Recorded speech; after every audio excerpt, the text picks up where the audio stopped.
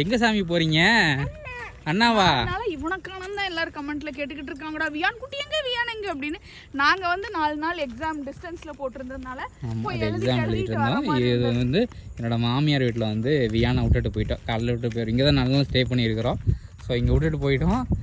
தியானத்துக்கு மேலே வந்துடுவோம். வந்து இவனை பார்த்துக்கோம். வீடியோ எடுக்கிற மாதிரி சூழ்நிலை அமையல. இப்போ நாங்கள் எங்கே போயிட்டு இருக்கோம் அப்படின்னா, அவங்க அண்ணன் வந்து இவனுக்கு வேணுமா, எங்கள் அக்கா பையன் வந்து அவன் அண்ணா அங்கதான். அண்ணா என் பையன் சோறு தண்ணி இல்லாம கூட இருப்பான், அண்ணா இல்லாம இருக்க மாட்டான்.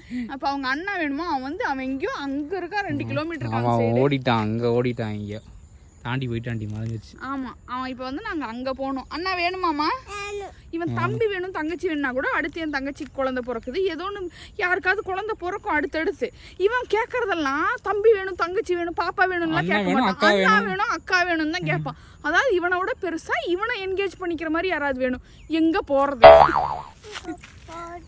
எங்க போறதா? அப்படி ரோட்லயே நடந்து போங்க. வா, போலாம் போலாம். பாய் பாய் பாய்.